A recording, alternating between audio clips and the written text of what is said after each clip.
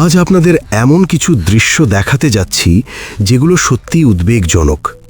এই দৃশ্যগুলি বাংলাদেশের রাজধানী ঢাকায় ভারতীয় দূতাবাসের সামনে। ভারতের বিরুদ্ধে স্লোগান, পোস্টার এবং এই পরিস্থিতি এতটাই গুরুতর হয়ে উঠেছে যে ভারত আজ বাংলাদেশের নতুন ভিসা প্রদান কার্যত বন্ধ করে দিয়েছে। মানে খুব পরিষ্কার, এখন এই মুহূর্তে কোনো বাংলাদেশি নাগরিক নতুন ভিসা নিয়ে ভারতে ঢুকতে পারবেন না। পুরানো ভিসা আলাদা বিষয়, কিন্তু নতুন ভিসায় না। এখন প্রশ্ন হলো, পরিস্থিতি এতটা খারাপ হলো কেন? জিওপলিটিক্সে আপনাকে স্বাগতম। এখন আসা যাক মূল বিষয়ে। ভারতীয় দূতাবাসের সামনে ঠিক কী ধরনের প্রতিবাদ হচ্ছে? এই বিক্ষোভগুলিতে এমন কিছু পোস্টার দেখা যাচ্ছে যেগুলোর অর্থ খুঁজে পাওয়াই কঠিন। একটি পোস্টারে লেখা, ভারতের সমর্থিত রাষ্ট্রীয় বাহিনী নিষিদ্ধ করুন। এখন প্রশ্ন হলো, বাংলাদেশে ভারত কোন রাষ্ট্রীয় বাহিনী চালাচ্ছে? কোন বাহিনীকে আমরা সমর্থন করছি? এই ধরনের স্লোগান বাস্তবতার সঙ্গে কোনোভাবেই মেলে না।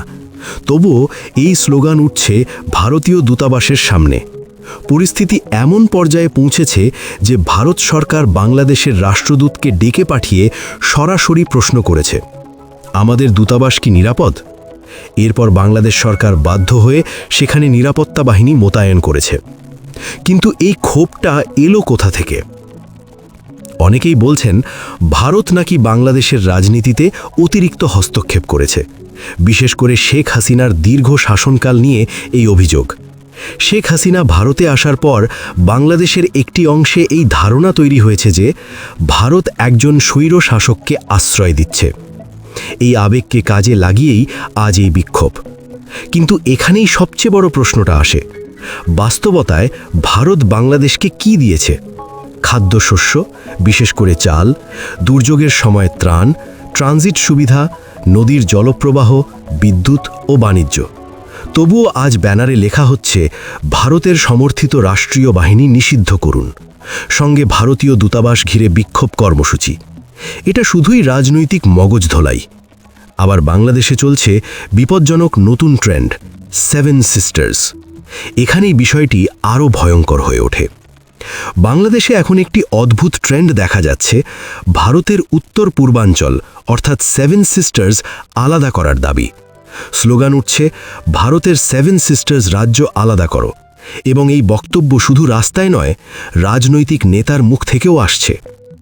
বাংলাদেশের ন্যাশনাল সিটিজেন্স পার্টির নেতা হাসনাত আবদুল্লাহ প্রকাশ্যে বলেছেন, ভারতের উত্তর পূর্ব কেটে ফেলা উচিত।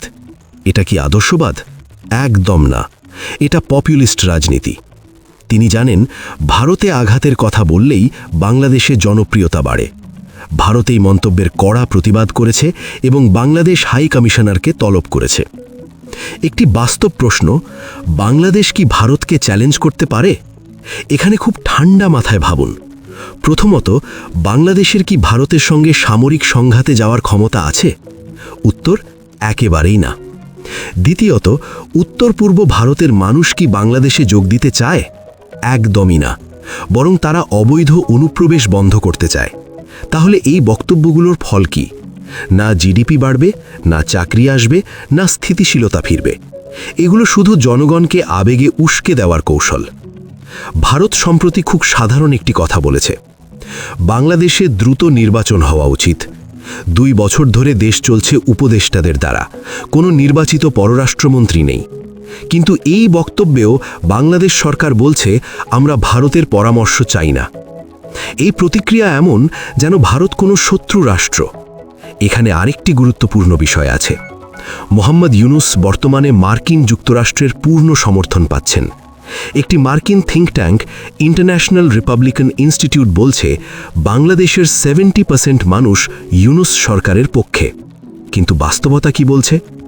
বাংলাদেশের সাম্প্রতিক অর্থনৈতিক তথ্য, জিডিপি বৃদ্ধি প্রায় 3.35%। ডিসেম্বর 2025-এর তথ্য অনুযায়ী মুদ্রাস্ফীতি 8.29%। অর্থনীতিবিদরা বলছেন, মুদ্রাস্ফীতি আরও বাড়বে, চাকরি কমছে, শিল্পে ধাক্কা আসছে। ইতিহাস বলে, যখন অর্থনীতি খারাপ হয় তখন নেতারা বাইরের শত্রু দেখায়। আজ সেই শত্রু ভারত। বাংলাদেশ একটি কঠিন অর্থনৈতিক সময়ের দিকে যাচ্ছে। আর সেই চাপ সামলাতে গিয়ে ভারতের বিরুদ্ধে আবেগ উস্কে দেওয়া হচ্ছে। আপনার কি মনে হয়, বাংলাদেশ যে পথে এগোচ্ছে তা কি সত্যিই তাদের ভবিষ্যৎ উজ্জ্বল করবে, নাকি ভারত বিরোধী আবেগ শেষ পর্যন্ত তাদেরই ক্ষতি করবে? আপনার মতামত কমেন্টে জানাতে ভুলবেন না।